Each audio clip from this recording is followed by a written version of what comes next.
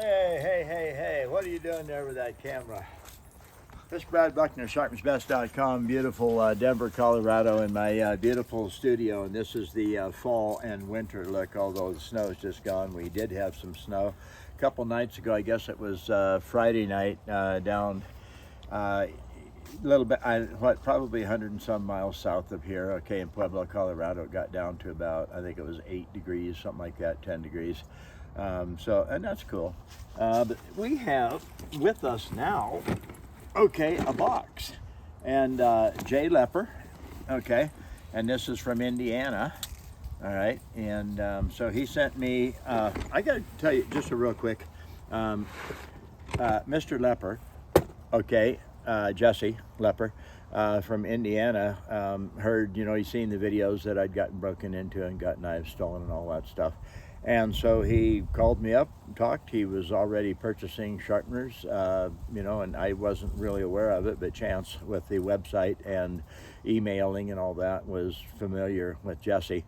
And so anyway, he sent me as a little care package some knives. I sent him a couple of large, not the mini, but the regular Sharpens part. So if you want to send me, don't send me too much. Okay, but anyway, if you would like to send me a knife, we'll make you a video, and I'll talk about it, and check and see if it needs sharpening or anything like that. So I guess let's just cut right down through here. Oh, I cut my leg. I was cutting towards myself. All right. Tell children don't cut towards yourself. But anyways. Boy, that must be Gorilla Tape because it's actually tough. All right. Oh my gosh. There's all kinds of stuff in here. A lot of fixed blades. Right on, Jess. Box is a little wet. Okay. So anyways, number one out of the box here, fixed blade. And hasn't been used too much. I don't see a name on it, but it's got a really nice handle. It's pretty good size handle like that. All right, and a really nice sheath. So that's number one. We'll set it down there. And number two, okay, ooh, Smith & Wesson, that's a good blade. I've been finding at the gun shows that Smith & Wesson actually whoever makes their blades for them makes really hard steel. This is SW, Smith & Wesson, I guess, probably 7S. And it's got a kind of a rubber, I like that knife. I don't think that knife is gonna go anywhere else. That's probably gonna go with me here and there. And it's got a pummel, it's probably full tang, smaller so they can mold the rubberized handle around it, So that's really nice, thank you very much. And that one, M-Tech, okay. And so we'll let you look at that for just a moment. And this one's been carried around a little bit and stuff. It's not been used much, but it has been carried. And of course it has the pummel and the lanyard hole, rubberized handle. I like that. I like the rubberized handles. I love my buck knives, but a lot of them have the hard plastic, handles. And SOG, that's not a cheap knife. That's a pretty good knife. And again, it's the rubberized type handle, so that's pretty cool. And it's got a nice sheath. Not sure it's leather, but it does look leather-ish. Okay, so we'll put it back in there. And then we got this one. We got a belt clip on the side. All right, that's pretty cool. And so actually pull that out of the way because that kind of unlocks it right there. You can see, slide your thumb in there, open it up. Ooh, that's got serrated on one side. Oh, believe it or not, I would have never thought about that. That's a Milwaukee, okay? And so that's a pretty nice knife. It's got a nice long bevel on it. It's probably around 12 degrees, maybe even less. So you see you have a Yeah, basically like a fighting knife, you know, serrated edge blade, nice blade on the other side, so that's pretty cool. And I guess it goes back in that way. And another larger knife, kind of a survival type knife. You got paracord on the handle, that's good. As you need paracord, just unstitch it a little bit, take some off, makes a nice handle grip like that. This could, it probably isn't, but there is paracord that has fire starter inside pieces. So you cut off so much, fray it, light it, and it helps you make your fire. It's like a lion's head knives. Not real sure what that indicates. Don't see a name, no name. That looks more like leather. It is leather, I'm pretty sure. So that's actually a pretty nice knife. And it's a knife sheath. Fits good. Okay. Lanyard. Boy, I didn't realize there were going to be so many. And this is another Milwaukee knife. That's a nice knife. God dang, these are really nice knives. Are you sure, Mr. Leper, that you want to get rid of them? You said they're just being around, and you thought it was a good opportunity to send them to a good home. So I really, really thank you. That's also a really nice knife. I like the thumb grips up here, and the lanyard. It's a plastic sheath, probably tough, durable. Okay, snaps in. You got your belt. Take it right with you everywhere. So that's pretty cool. You know what I might do? Instead of sharpening any of them here, this weekend, that's fillet knife. My God, you actually have some really nice knives. What I'll probably do is retire some of my new knives on the table, and I'm going to bring these onto the table and sharpen them and demo them and stuff, and that way they get sharpened up. Plus we make a video. Chance will be around probably this weekend for the gun show in Arapahoe County, which is only about 6 miles or something, 7 miles at the most from here, okay, over to the Arapahoe County Fairgrounds. And this is going to be probably the biggest show of the year this weekend. And this knife is actually pretty small. Oh, would you look at that? I guess it's here. All right, so we got a karambit style, probably fighting knife-ish. Okay, this is probably for inside. That's up against your body, and then it does have a belt loop catcher right there, and you'd pull it out like that. You know, I'm not real crazy about learning. You know, a lot of people at the gun shows are retired military. They are special ops people. They work in security, and they actually, as soon as they pull their knife out, their stance is immediately in a self-defense or attack mode with the karambit style knife. Okay. I guess the dogs are riled up. Squirrel. Oh, squirrel. Okay. I thought those looked like bullet ends. You know, but they're not. Just something to hang on to, decorative. Don't know what that symbol means. Maybe you guys do. If you do, make a comment, okay, and tell me what the name or who made that knife. And I do like the no scales and things like that knives. There's really nothing to break. They're lighter weight. They're easier, you know, to hang on to sometimes.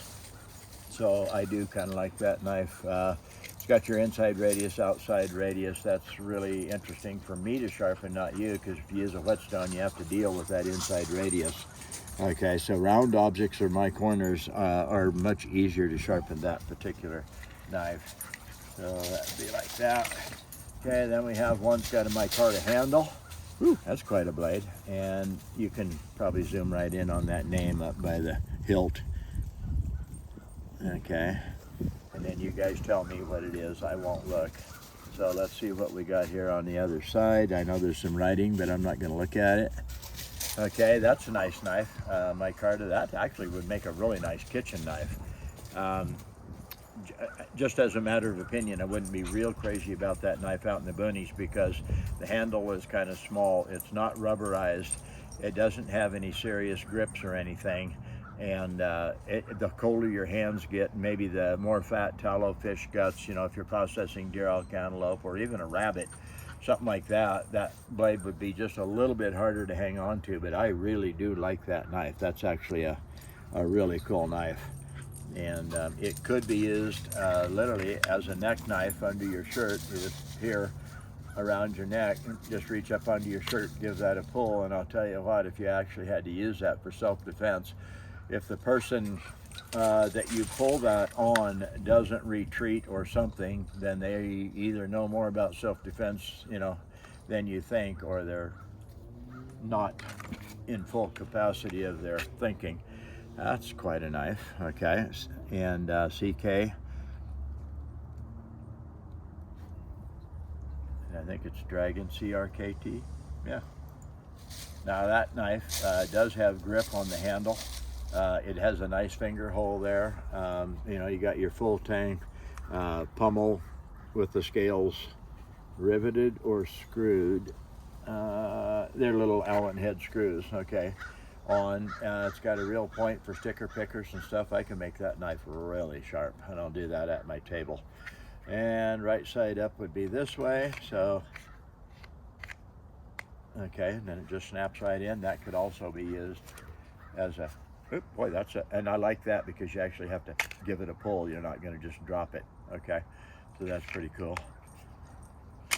And we got another one here, and that is Remington, okay, written in green. It's a nylon sheath, snap. Hold your straps out of the way. Okay, you got some serrated edge there, then you have your regular blade. It's heavy in the handle, and it does have a rubberized side scales on it, plus the holes, so your finger, a little bit of the skin of your finger and stuff goes in those holes. All right, so we'll hold it like that. You got your full tang, nice pummel, lanyard. You know, you can hold it like that. I can honestly say I don't believe ever in my life have I ever put my thumb on the backbone, you know, of a knife. It locks your wrist and your hand and everything into, you know, I would rather have it like that so I can move the knife, you know, twizzle it around. So that's a Remington knife. Looks like that would sharpen pretty good. This one has a really nice hollow ground. The others probably did too, but I noticed this one is pretty thick for strength. And then the hollow grind out to the cutting edge from the backbone, starting here, about a 3/4 inch hollow grind. So that makes the, hi buddy, how you doing? You want in on the action, do you? All right, so then we hold our straps out of the way, slide the knife in, okay. And the last one in there is a micarta handle, I'm pretty sure. Ooh, that's actually pretty, ooh, that's really actually a pretty nice little knife. So you have your 2 screws here holding the scales on. You got a lanyard hole. It is full tang all the way out, and it is thick. I almost think that, I don't know, I don't know yet, but I'm thinking SOG or maybe cold steel. And, oh, we got little writing, and it is,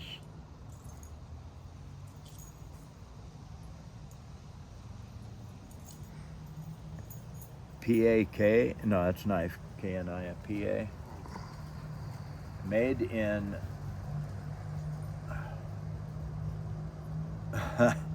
I don't know that. Maybe if I could see it really good, I could tell you where it's made, but it's a foreign knife. I'm pretty sure. Couldn't quite read it. Little letters, not a familiar name. You're not getting it. It's probably not written in English. It's written in the language using their letters. But I can see it made in GAN.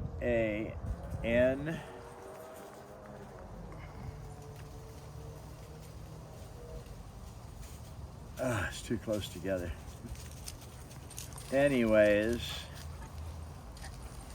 I'm stubborn.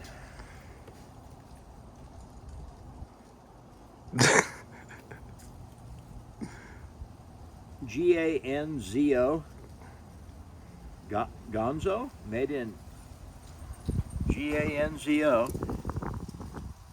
GANZO, GANZO, GANZO, and Gonzo was its name. Oh, okay.